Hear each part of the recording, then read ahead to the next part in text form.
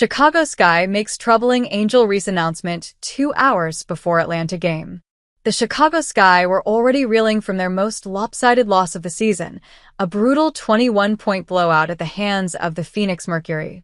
But barely 24 hours later, the team finds itself grappling with a more disheartening development, one that could significantly affect both their short-term momentum and long-term rotation. After the Friday night loss, head coach Tyler Marsh admitted in his post-game presser that the team lacked consistent vocal leadership and intensity from the jump, a pointed reflection given that Angel Reese, the team's most spirited contributor, had gone scoreless in the first half.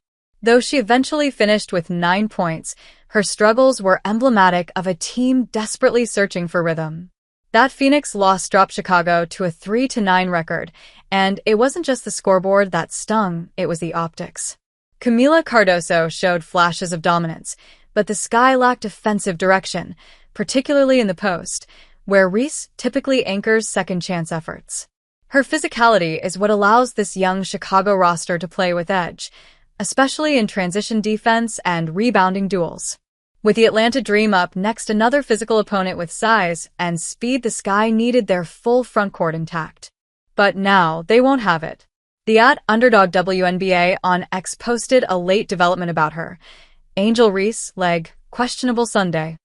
The update, currently coming out, a leg injury, might end up being a game-time decision for Tyler Marsh and his crew.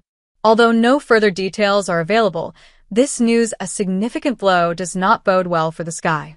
Reese, who dropped just 2 rebounds against Phoenix, a career low that snapped her 39-game streak of 9+ boards, averaged a league-high 10.9 rebounds per game, led the team in offensive boards, and ranked second in free throw attempts. Her absence leaves a massive hole, not only in the box score, but in the energy and physicality she provides. Without her, Cardoso must stretch to fill both ends of the court, while reserves like Isabel Harrison or Brianna Turner may see expanded minutes, although they don't bring Reese's motor or presence. This isn't the first time the Sky have been forced to adapt to adversity.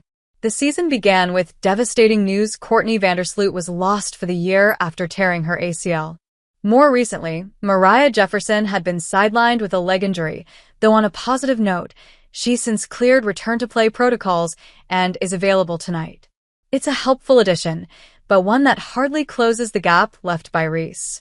Though Marsh hinted at possible changes to the lineup in yesterday's post-game, few would have expected Reese's name to be listed. But what exactly did the Chicago HC say about his struggling team? Read here. Tyler Marsh, in his first year as head coach, has been thrust into a trial by fire, facing the kind of adversity that would challenge even the most experienced leaders. His most high-profile player has been relentlessly targeted and scrutinized for her unapologetic approach to the game. And the season itself?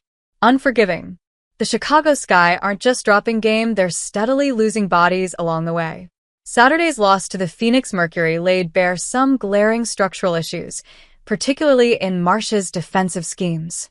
Sammy Whitcomb's barrage from the perimeter and Phoenix's record-setting 17-made threes exposed a recurring vulnerability: Chicago's perimeter defense.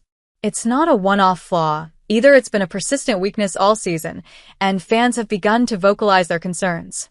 But amid all the tactical shortcomings, one decision from Marsh drew the most attention: his choice to pull the starters early in the third quarter, effectively conceding the game while time still remained. It prompted a lingering question from the fan base: had the head coach thrown in the towel too soon?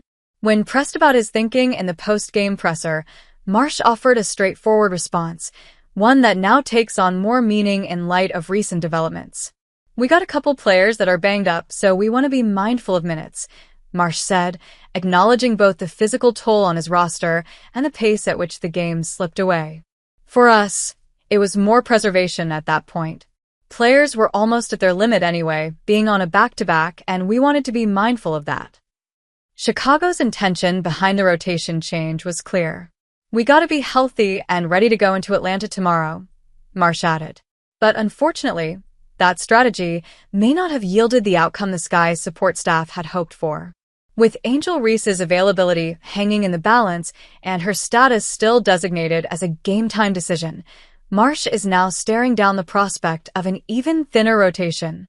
Chicago does have promising pieces to lean on. Haley Van Lith's developing game and Camila Cardoso's size give them some tools, but whether that will be enough to stem the tide remains uncertain. All eyes now turn to how Marsh adapts.